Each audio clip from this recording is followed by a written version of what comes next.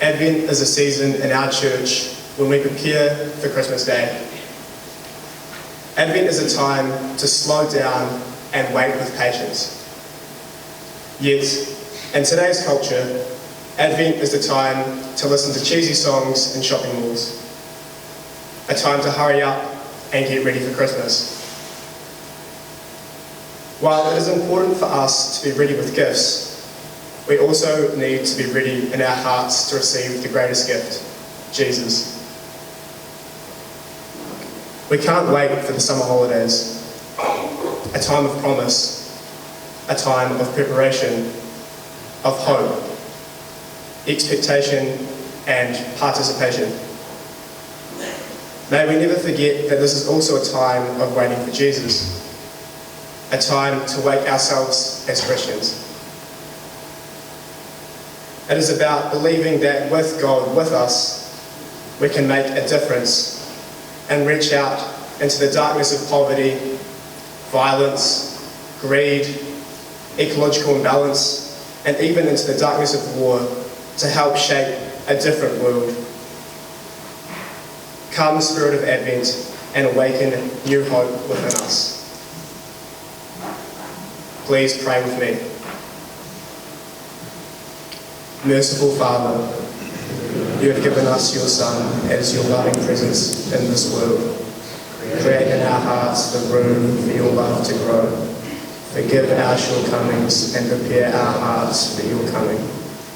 We ask this in Jesus Christ, who lives and reigns with you, one God, forever and ever. Amen.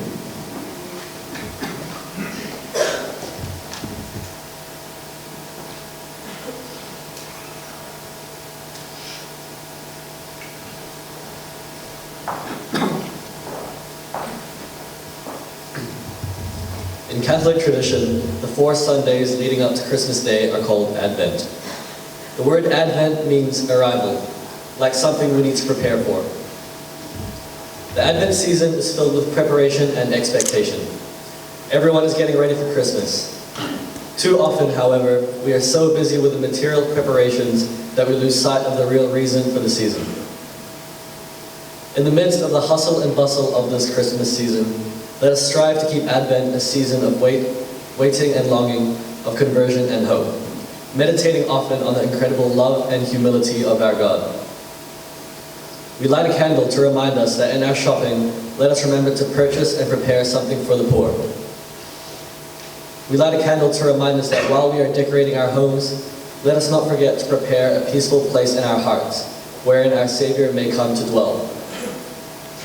We are also gathered here because we are filled with preparation and expectation. Please pray with me.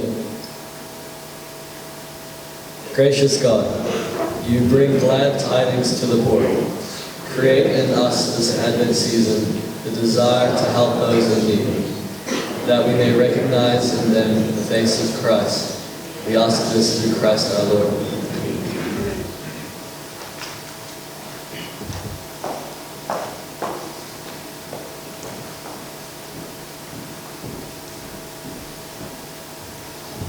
A reading from the Gospel of Luke.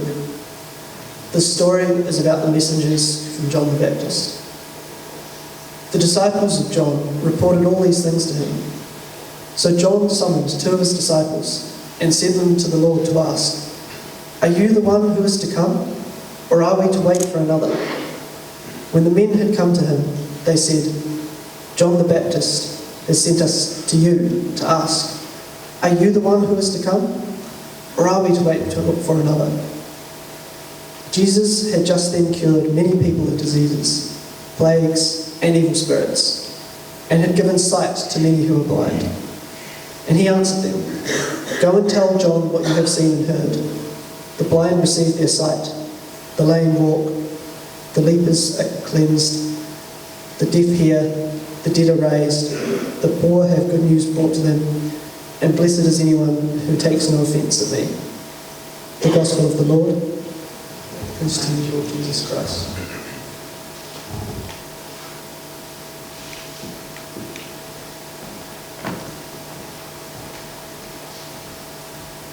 We live in a world of kings and queens. The Sacramento kings, the Lion King, Burger King. But being a monarch does not make you a leader or get you respect. Let's be honest, more people listen to, respected and followed Shrek than Lord Farquhar. You're only a leader if people follow you, which means you need to go to them and understand them.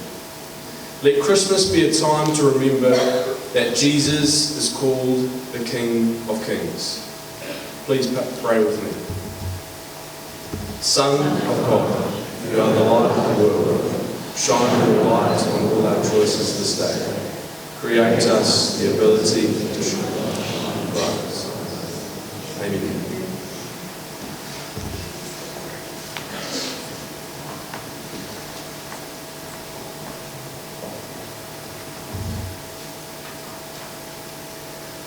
Nobody expected to be waiting for someone like that. A baby, a manger, a young man, a young woman. Nobody expected that his first visitors would be shepherds. Little thought of in the eyes of the great, yes, he will come, but not as we expect. The kings of the time had sons and daughters, but who remembers them now? Who would know of Herod, except that he had spoken of him?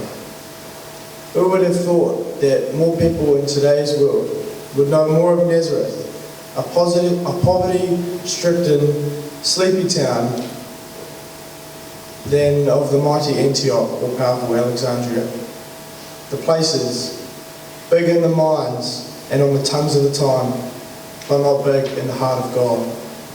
Our notions of fame and success are turned upside down, long after Herod castles have turned to ruin. The cave of Bethlehem stands strong and holy, a place of hope and expectation for the generations. It is strange and unexpected that God would reach out to touch mankind through the hands of a refugee infant from a poor country. Please pray with me. Lord, help us to recognise His love and kindness. May we open our hearts to welcome everyone to the same times as a community of hope and dignity. In the name of the Father, Son, and Spirit. Amen.